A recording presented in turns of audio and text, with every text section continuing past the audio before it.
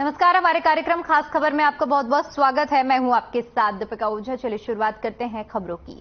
आज जो हरियाणा मंत्रिमंडल की बैठक होने वाली है, सीएम मनोहर लाल की अध्यक्षता में शाम 5 बजे हरियाणा सिविल सचिवालय में ये अहम बैठक होगी। इसमें मंत्रिमंडल के सभी सदस्य और अधिकारी मौजूद रहेंगे। दरअसल बैठक में विधानसभा के मानसून सत्र की तारीख और अवधि तय की जाएगी। इसके अलावा बैठक में गुरुग्राम के कासन गांव में जमीन का मुआवजा और स्टेट कैडेट स्कीम 2016 में संशोधन के प्रस्ताव को मंजूरी मिल सकती है। ये दोनों प्रस्ताव मंगलवार को आयोजित कैबिनेट बैठक में भी रखे गए थे, लेकिन अलग अलग कारणों की वजह से इन्हें टाल दिया गया था। बैठक में कुछ अफसर और कर्मचारियों के सेवा विस्तार पर भी मुहर लग सकती है।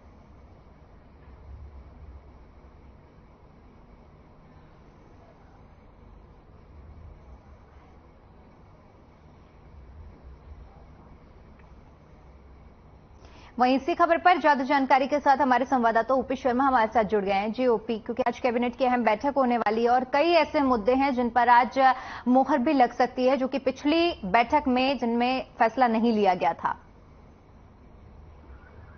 देखिए, अगर आज हम कैबिनेट की बात करें तो 2 दिन पहले की कैबिनेट हुई थी। कैबिनेट में करीबन 3 मामलों को जो बैठक कर दिया गया था, मतलब ये मामले कैबिनेट में आए जरूर थे, लेकिन चर्चा के बाद कोई फैसला जो है सरकार नहीं ले सकी थी। तो आज एक बार फिर उन्हीं एजेंडों को लेकर जो है कहीं ना कहीं ये बैठक बुलाई थी। बैठक में जो मुख्यमंत्री मनोहर लाल इसकी अध्यक्षता करेंगे और तमाम जो मंत्री हैं वो इसमें शिरकत करेंगे। अगर आज की बैठक के एजेंडों की बात करें, जो तक पता चल पाए, तो पिछली बार गुरुग्राम के कासा गांव की जो किया गया था उसके मुआवजे को लेकर कुछ लोगों की शिकायतें थी, उनकी मांग आई थी कि सरकार मुआवजे को संशोधन करे। तो उसके अंदर भी आज उसको लेकर भी आज जो है वो मंजूरी पिछली बार इसके ऊपर सही तरीके से जो रिपोर्ट नहीं बन पाई थी और जो मंत्री समूह था उसमें कहीं ना कहीं उसमें कुछ खामियां बताई थी। इसको एक बार 3 दिन के लिए डेफर कर देगा। एक बार फिर आज उम्मीद है कि जो गुरुग्राम का कासा गांव के लोगों की जो मुआवजा जमीन के मुआवजे संबंधी जो एक मांग थी वो आज पूरी होने की उम्मीद। दूसरी अगर बात करें तो पिछली बार हरियाणा में जो खिलाड़ियों के लिए आउटस्टैंडिंग स्पोर्ट्स पॉलिसी जो बनाई गई है उसके ऊपर भी कोई फैसला नहीं हो सका था, क्योंकि जो संशोधन उस पॉलिसी में किए गए थे उसके बाद जो कुछ ऐसे भी प्रोविजन थे जो एक दूसरे से कहीं ना कहीं कंट्राडिक्शन या क्लैश कर रहे थे, जिसकी वजह से हो सकता था कि आने वाले दिनों में कुछ इसका एक बार फिर जो स्पोर्ट्स पॉलिसी का विरोध चल रहा है वो और बढ़ सकता था। लेकिन इससे इन्हीं को दूर करने के लिए इस एजेंडे को भी है जो परसों जो है वो 2 दिन पहले जो इसको दाखिल कर दिया गया था और आज उन अनामोली को दूर करके इस एजेंडे को एक बार फिर जो है कैबिनेट की बैठक में जो रखा जाएगा। और एक जो तीसरा फैसला हालांकि अभी तक कंफर्म नहीं हुआ, लेकिन सोर्स ये बताते हैं कि हरियाणा विधानसभा का जो मानसून सत्र है जो अगस्त के पहले सप्ताह में जो शुरू होना है उसको लेकर भी आज जो है कहीं ना कहीं मंजूरी देकर उसको राज्यपाल की मंजूरी के राज्यपाल की अपील करने के लिए आज जो है भेज दिया जाएगा। इसके बाद अगर राज्यपाल इस दौरान अवेलेबल होते हैं तो उसकी मंजूरी जो है मिल जाएगी। चौथा अगर पॉइंट की बात हम करें तो कुछ अन्य ऐसे एजेंडे भी हैं जिनमें कर्मचारियों के सेवा नियमों को लेकर कुछ कमियां हैं, तो उनको भी जो है किया जाएगा। एक इनमें में अगर हम बात करें तो हालांकि अभी इसकी पुष्टि नहीं हुई है कि जो सीईटी कॉमन एंट्रेंस टेस्ट जो स्टाफ सिलेक्शन कमीशन जो सीईटी की परीक्षा पास करने के बाद जब विभागीय परीक्षा के लिए अभ्यर्थियों को बुलाया जाता है तो उसमें सीईटी पास 4 विद्यार्थियों को ही बुलाया जाता है, अभ्यर्थियों को ही बुलाया जाता है, जबकि यूपी और राजस्थान या बाकी राज्यों की बात करें वहां पर 10 से 15 गुना बच्चों को बुलाया जाता है। तो इसको लेकर दिल्ली तक हरियाणा में सरकार के ऊपर हमला हो रहा है। तो पिछली बार मुख्यमंत्री मनोहर लाल ने कहा था कि सरकार इस पॉलिसी में संशोधन करने की सोचती, तो आज उम्मीद की जा रही कि शायद सीईटी की जो पॉलिसी है भर्ती की जिसका सिलेक्शन कमीशन की पॉलिसी बनाकर दी तो उसके ऊपर भी आप संशोधन करते हो सकता है कि जो बच्चों के परीक्षा में बैठने के लिए जो बुलाने की संख्या है वो शायद 10 गुना तक कर दी जाए। तो ये आज के कुछ ऐसे महत्वपूर्ण एजेंडे हैं जिनके ऊपर आज मोहर लगेगी। शाम के 5 बजे हरियाणा के सिविल सचिवालय के लिए बैठक होगी। बिल्कुल ओपी, लगातार क्योंकि अब चुनाव भी नजदीक आ रहे हैं और ऐसे में कैबिनेट की बैठकों का दौर भी जारी है, ऐसे में ये बिल्कुल सरकार की तरफ से प्रयास किया जा रहा है कि जो चुनाव के दौरान वादे किए गए थे वो कोई भी वादे ऐसे ना हो जो अब चुनाव नजदीक हैं और उस दरमियान तक पूरे ना हो।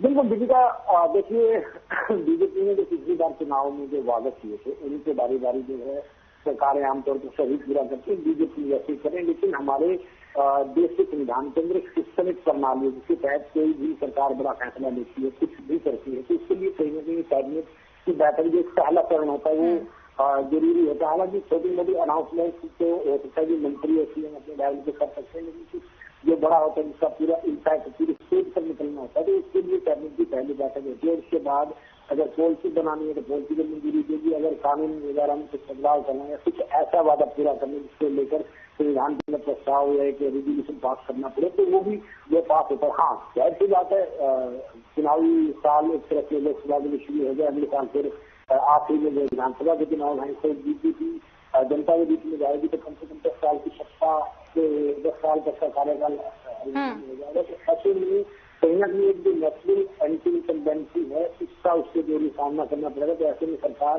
जरूर चाहेगी कि अगले लोकसभा चुनाव या फिर विधानसभा चुनाव तक जितनी भी एंटी इनकम्बेंसी को वो कम कर सकते हैं वो अपनी पूरी जी जान लगाकर जो है वो कम करके रहेंगे। और आने वाले हमें इस महीने के आखिरी तक एक दो कैबिनेट की बैठक और देखने को मिल जाए, क्योंकि लोगों की डिमांड काफी है और सरकार के पास वक्त कम है। और बहुत बहुत शुक्रिया आपका तमाम जानकारी के लिए और हमारे साथ जुड़ने के लिए। चलिए अगली खबर का रुख करते हैं। मौसम में बदलाव सांस के मरीजों के लिए खतरा बन रहा है। आपको बता दें कि बल्लभगढ़ के सिविल अस्पताल के सीएमओ डॉक्टर टीसी गढ़वाल का कहना है कि ओपीडी में मरीजों की संख्या फिर से बढ़ने लगी है। मौसम में बदलाव होने की वजह से मरीजों की संख्या बढ़ने लगी है। सांस के मरीज और बुखार के मरीज ज्यादा आ रहे हैं। खांसी, जुकाम, अस्थमा और बुखार के मरीज और सांस के पेशेंट ज्यादा हो गए हैं। इस दौरान अस्थमा के लक्षणों का मौसमी विस्तार एक सामान्य घटना है। दमा या अस्थमा ठंडी हवा दमा के लक्षणों को गंभीर बना सकती है, जैसे सांस लेने में बहुत तकलीफ होना। दमा के मरीजों को अपने साथ हमेशा दमा की बीमारी रखनी चाहिए।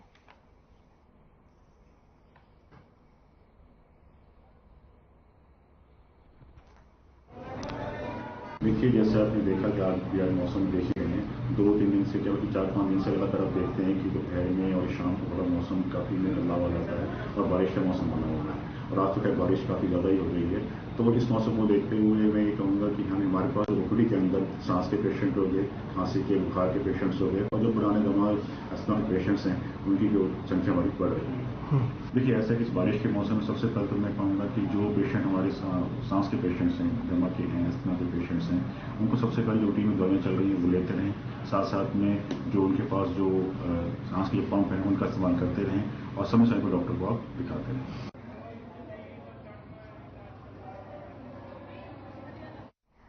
तो जैसे ही मौसम में बदलाव लगातार हो रहा है, ऐसे में सांस के मरीजों को काफी ज्यादा दिक्कतों का सामना करना पड़ रहा है।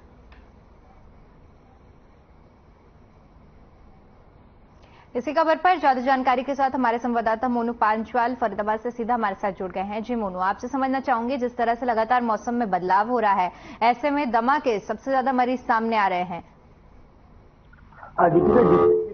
मौसम जो है लगातार बदलता जा रहा है कि जो दिन के समय की बात की जाए तो चाहे अभी की बात की जाए तो अभी भी लगातार उमस जो जिस तरीके से बारिश पड़ी है तो उमस, घबराहट, जो गर्म जो लूसी है वो हल्की फुल्की जो गर्माहट है जो लोगों को जो चिपचिपापन लाती है वो कहीं ना कहीं बीमारी का स्तर यहाँ जो है मौसम जो है इस तरीके की जो मौसम जो चेंज कर रहा है तो कहीं ना कहीं बीमारी के जो पनपने के यहाँ पर आसार ज्यादा बन जाते हैं। कि दिन की बात की जाए तो वही रात की बात की जाए तो ठंडा मौसम जिस तरीके से हो जाता है तो लोगों जो है हल्का फुल्का गर्म कपड़ा ओढ़ करके तभी सोते। तो इस तरीके के जो मौसम में बदलाव कहीं ना कहीं आता जा रहा है तो दिन में जो गर्मी होती है और शाम को ठंड होती है तो उसके चलते मौसम में चेंजिंग चलते जो काफी जो अस्थमा के जो मरीज है उनको जो काफी दिक्कतों का सामना यहाँ पर करना पड़ रहा है, क्योंकि दिन के समय जिस तरीके से गर्म होता है, रात के समय ठंडा होता है, तो सांस लेने में जो है काफी दिक्कतें आती हैं। वहीं जिस तरीके से डॉक्टरों की बात की जाए तो डॉक्टर लगातार जो है एडवाइजरी यहाँ पर जारी कर रहे हैं कि जिस तरीके से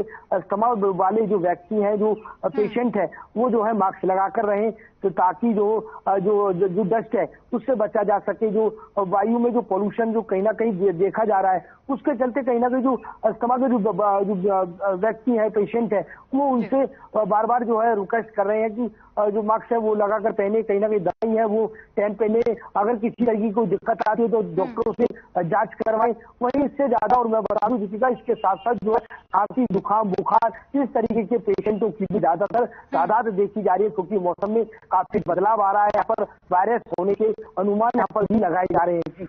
जी मोनू, जिस तरह से आप जिक्र कर रहे हैं कि दमा के मरीज और खांसी, जुकाम, बुखार के मरीज काफी ज्यादा अस्पतालों में पहुंच रहे हैं, ऐसे में स्वास्थ्य विभाग की तरफ से किस तरह की तैयारी की गई है? क्योंकि बड़ी संख्या में मरीज पहुंच रहे हैं, ऐसे में सुविधाएं पर्याप्त होनी चाहिए। देखिए, स्वास्थ्य विभाग की बात की जाए तो स्वास्थ्य विभाग की तरफ से जो जिस तरीके से बारिश पड़ रही है, तो वहाँ पर इस तरीके का संदेश और जो है पोस्टर भी लगाए जा रहे हैं कि जिस तरीके से बारिश लगातार पड़ती जा रही है, तो कहीं ना कहीं जो पानी जो लोगों जो बारिश का जो इकट्ठा होता है घरों में, गमलों में, टायर में, तो इस तरीके का पानी इकट्ठा ना होने दे, ताकि क्योंकि मच्छर पनप सकते हैं। तो इसके चलते कहीं ना कहीं गमलों के साथ साथ जो है जो अन्य जो सामान जो स्टोर में रखा हुआ होता है, छतों पर रखा हुआ होता है, तो वहां पर जो है मिट्टी का तेल डाले या कोई केमिकल ऐसा डाले जिससे कि मच्छर ना पनप सके, क्योंकि डेंगू के आसार जो है अब बनते हुए नजर आ रहे हैं। क्योंकि जिस तरीके से बारिश बन रही है, जो है पड़ती जा रही है, तो कहीं ना कहीं पानी भी स्टोर होता हुआ जा रहा है, क्योंकि स्टोर हुआ पानी गंदा हो जाता है, उसमें मच्छर पनपने लगते हैं। तो इस तरीके के यहाँ पर संदेश भी जो है दिए जा रहे हैं। उसके साथ साथ मैं बता दूं, जिस तरीके से हमारे डॉक्टर जो SMO है, उनसे जो हमारी बात हुई, तो उन्होंने जो है वायरस का भी जिक्र करते हुए बताया कि जो अन्य वायरस है उनका भी जो है यहाँ पर खुलासा होने का कहीं ना कहीं देखा जा रहा है। जिस तरीके से उन्होंने जो बताया है कि वो H3N2H1N जो कोविड-19 के कहीं ना कहीं ये लक्षण भी जो है नजर आ रहे हैं। तो इस तरीके के यहाँ पर वायरस के फैलने के साथ साथ कोविड का भी कहीं ना कहीं इंतजार बरतने के साथ साथ एडवाइजरी यहाँ पर CMO और SMO की तरफ से दी जा रही है। जी मोनू, जिस तरह से आपने बताया कि स्वास्थ्य विभाग की तरफ से पूरी तरह से लोगों को जागरूक किया जा रहा है, ठीक कदम है लोगों को जागरूक करना। इसके अलावा मैं ये समझना चाहूंगी कि फॉगिंग और कई तरह की ऐसी चीजें होती हैं जिनसे मच्छर को पनपने से रोका जा सकता है, तो ये किस तरह के प्रयास क्या असल में जमीन पर देखने को मिल रहे हैं? देखिए, जमीनी स्तर की बात की जाए तो जिस तरीके से पार्क होते हैं, जो मॉर्निंग वॉक करने के लिए लोग पार्क में जाते हैं, पार्क में काफी मच्छर पनपने के आसार होते हैं, यहाँ पर पानी स्टोर हो जाता है। तो कहीं ना कहीं नगण्य जो बात की जाए तो फॉगिंग की, तो इस तरीके की फॉगिंग यहाँ पर कोई नहीं की जा रही है, कुछ दवाई का छिड़काव जो प्रशासन की तरफ से नहीं किया जा रहा। तो कहीं ना कहीं जमीनी स्तर की बात की जाए तो एडवाइजरी जरूर दी जा रही है, लेकिन किसी पार्क या किसी अन्य नालों की बात की जाए तो किसी तरीके की कोई फॉगिंग या कोई किसी तरीके का छिड़काव दवाई का यहाँ पर नहीं किया जा रहा है। जो एडवाइजरी जरूर दी जा रही है, लेकिन काम स्तर की बात की जाए तो 0 जो है वो 0 नंबर यहाँ पर दिए जा रहे हैं। तो क्योंकि कहीं ना कहीं लोगों का कहना है कि जिस तरीके से लोग पार्क में घूमने के लिए आते हैं तो मच्छर पनपते हैं, तो यहाँ पर प्रशासन विभाग को जो है, नगर निगम विभाग को यहाँ पर जो है फॉगिंग करनी चाहिए, केमिकल का छिड़काव करना चाहिए, ताकि लोग सही तरीके से मॉर्निंग वॉक यहाँ पर करने के लिए आ सके, मच्छरों से बचा जा सके। तो इस तरीके की तमाम यह बातें यहाँ पर सामने आ रही हैं। जी दीपिका। ठीक है मोनू, आप बने रहिए हमारे साथ। अगली खबर का रुख करते हैं, जहां पर आपको बता दें कि फरीदाबाद पुलिस ने एक कंपनी में हथियार के बल पर लूट करने के मामले में 3 आरोपियों को गिरफ्तार किया है। खबरों के मुताबिक गिरफ्तार बदमाश में से एक बदमाश यूपी के डॉन विकास दुबे की तरह डॉन बनना चाहता था, तो दूसरा क्राइम की स्टोरी लिख रहा था, जिसके चलते वह प्रैक्टिकली क्राइम का एक्सपीरियंस करना चाहता था। और इसी ख्वाहिश को पूरा करने के लिए उसने अन्य 3 दोस्तों के साथ मिलकर लूट की वारदात को अंजाम दिया, जो अब पुलिस की गिरफ्त में है और अपने किए पर पछतावा कर रहे हैं।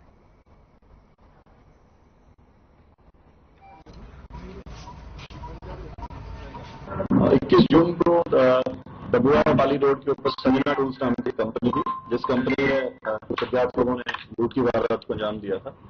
जो कंपनी के मालिक थे उनको वहां पे बंधक बना करके, हाथ पैर बांध करके वहां से कुछ कैश और जो पेपर वगैरह के बंडल्स थे जिसमें बेसिकली वो कंपनी काम करती थी, वो वहां से लूटे थे। जाते वक्त वहां से जो स्कूटी थी कंपनी ओनर की, वो स्कूटी भी साथ ले गए और जो सीसीटीवी कैमरा से जो डीवीआर था वो भी वो साथ लेकर गए थे। तो ये 21 जून की घटना थी। इसमें हमारी क्राइम टीम जो क्राइम ब्रांच सेक्टर 46 है, सब इंस्पेक्टर राकेश की जो क्राइम ब्रांच सेक्टर 48 जो सब इंस्पेक्टर राकेश की अगुवाई में जो काम कर रही है। सर ने बताया। आप बता दो। स्टोरी लिखते थे क्या? जी सर। अच्छा, तो क्राइम की स्टोरी लिख रहे थे? जी सर। पूरा बताओ, क्यों हुए शामिल इस लूट में, क्या जानना चाहते थे? कुछ ये सर पर्सनल एक्सपीरियंस करने के बाद वो होती है, लेकिन इस तरह ये दिक्कत हो जाएगी मुझे नहीं पता। क्राइम की स्टोरी लिख रहे थे आप, लेकिन पर्सनल एक्सपीरियंस चाहते थे इसमें कि क्या होता है क्राइम में करने के बाद, है? जी सर। तो कैसे संपर्क हुआ आपका कृष्णा से और इससे दूसरे वाले साथ? कैसे संपर्क हुआ? सर एक बार मिला था मेरे को काफी टाइम पहले। कहाँ से मिल गया? ये सर मथुरा में ही मिला था मेरे को। हाँ जी। नहीं, मैं मथुरा से नहीं सर, मैं रोहतक से हूँ। अच्छा। तो उस टाइम पे मिला है सर, मैंने इनकी बातें देखी भी थोड़ा क्राइम वगैरह, तो पर्सनल एक्सपीरियंस के लिए मैंने काफ़ी टाइम से लिखता था सर। मेरे को लगा कि एक अच्छी स्टोरी मिल जाएगी मेरे को, अभी तक मार्केट में ऐसा कुछ नहीं आया। कॉलेज लाइफ से। कैसे कॉलेज लाइफ से क्या किया था? इसलिए बहुत बड़ी हिस्ट्री है, सुनना पड़ेगा। किसे इंस्पायर थे? कौन सा मतलब किसी कोई बदमाश है आपका कोई इस तरह बनना चाहते हैं, जैसे कि अतीक अहमद को मार दिया बदमाशों ने, वो अतीक अहमद से बड़ा डॉन बनना चाहते थे? क्राइम में नाम आने के बाद सब कोई सोचता हूँ ऊंचे लेवल पर नाम जाए। तुम किसे बड़ा बनना चाहते थे? मोनू, आपका रुख करना चाहूंगी। बहुत ही अजीबोगरीब ये मामला है। एक आरोपी जो कि विकास दुबे जैसे एक बड़ा डॉन बनना चाहता था और दूसरा आरोपी जो कि क्राइम का पर्सनल एक्सपीरियंस लेना चाहता था। देखिए, मैं दीपा आपको बता दूं, ये जो है 21 जून की बीती दिनों की बात है। जिस तरीके से जो है 4 आरोपियों ने यहाँ पर जो है एक लूट की वारदात को अंजाम दिया था। मैं आपको बता दूं, कृष्ण जो है इस कंपनी में, जिस कंपनी में लूट हुई, इस कंपनी में 1 साल पहले जो है काम कर चुका है। इस कृष्ण को सारा कुछ पता था कि कितने वर्कर यहाँ पर रहते हैं, कौन सा सामान कहाँ रखा हुआ है, और जो मालिक है वो कैश कितना लेके आता है। तो इस सारी तमाम बातों को जो है वो कृष्ण जानता था। और जो है कृष्ण और सिलेंडर की बात की जाए तो ये पहले ही जो है जो जेल काट चुके हैं इस वारदात को अंजाम देने के बाद। लेकिन जब कृष्ण ने जो है इस जो सिलेंडर के साथ मिलकर के योजना जो यहाँ पर बनाई, लूट की वारदात को अंजाम दिया, और जो है कृष्ण ने जिस तरीके से बात की जाए तो उस लूट के अंजाम को देते हुए स्कूटी, कॉपर और जो कुछ कैश था, तो उस तरीके के सामान को लूट कर यहाँ पर से फरार हो गए। इसके साथ साथ मैं बता दूं दीपिका, एक इसमें तीसरा आरोपी भी है जो क्राइम की स्टोरी लिखने का बड़ा शौकीन है। उससे स्टोरी लिखने का मैं जो बड़ा अच्छा लगता था, लेकिन जब स्टोरी लिखते उसके मन में आया कि किस तरीके के क्राइम होता है, क्राइम करने का एक्सपीरियंस कैसे होता है, तो उसने भी जो है इस वारदात में जो है शामिल होने के बाद में जो है इस लूट की वारदात को अंजाम दे दिया। तो कहीं ना कहीं एक अटपटा मामला आता है कि कहीं ना कहीं एक जो सिलेंडर की बात की जाए तो जब सिलेंडर से पूछा गया तो आपने किस तरीके के जो लूट के मामलों को जो है अंजाम देते हो, आप क्यों करते हो, तो उसने इस तरीके से बोला कि मैं जो एक लूट के अंजाम को, वारदात को अंजाम देता हूं। मैं अभी ये जो सिलेंडर है 8 साल जो है मथुरा की जेल में सजा भी काट चुका है। 6 महीने पहले ये रिहा हुआ है। लेकिन जब इससे पूछा गया तो इसने कहा कि मैं यूपी के जो विकास दुबे डॉन है मैं उसकी तरह बनना चाहता था और उनकी तरह बनूंगा। तो इस तरीके से बयानबाजी इन आरोपियों के यहाँ पर सामने देखे गए, जिस तरीके से बयान दिया। तो वही जो क्राइम का लिखने वाला जो शौकीन था स्टोरी, तो उसको हमारे एसपी साहब श्री सुरेंद्र सिंह बढ़िया IPS SP कुरुक्षेत्र के मार्ग निर्देश में उनके दिए दिशा निर्देशानुसार लगातार नशा तस्करों की धरपकड़ जारी है, लगातार अभियान जारी है। जो उसी कड़ी में हमारी ANC की टीम को 3 अलग अलग मुखबिरी सूचनाएं मिली थी। जो एक सूचना मिली थी कि शिव कुमार पुत्र दीनदयाल बरेली का रहने वाला है और ये अफीम लेकर आ रहा है, और इसको अगर राउंड अप किया जाए तो इसे भारी मात्रा में अफीम बरामद हो सकती है। जो हमारी एएनसी की टीम ने सूचना पाकर पिपली नाकाबंदी की, तो नाकाबंदी करके इसको राउंड अप किया। मौका पर गश्ती साहिबान को बुलाया गया, जो इसकी तलाशी लेने पर इसे 500 ग्राम अफीम बरामद हुई।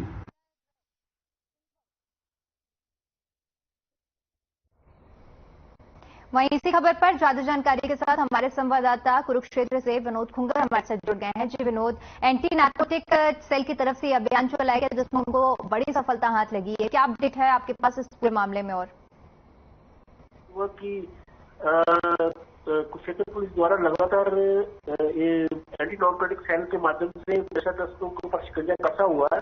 ऐसे में पिछले कई दिनों से लगातार पकड़े जा रहे हैं, परंतु जो कुरुक्षेत्र पुलिस की जो मेन जो सफलता वजह ये है कि वो अकेली नशा तस्करों को पकड़ ही नहीं रही, बल्कि इस बात का पता लगाया जा रहा है कि जो दूसरे राज्यों से कुरुक्षेत्र में नशा पहुंच रहा है, कुरुक्षेत्र के माध्यम से अत्यधिक तस्करी की जा रही है, तो इसके पीछे कौन गिरोह है या कौन लोग इसके पीछे काम कर रहे हैं। ऐसे में पुलिस ने जो कल 4 लोग पकड़े गए थे उनको अलग अलग तरीके से पुलिस रिमांड पर लेकर उनको लेकर तो ये पता लगाने की कोशिश की जा रही है कि ये जो नशा तस्करी की जो जड़ें हैं कहाँ तक।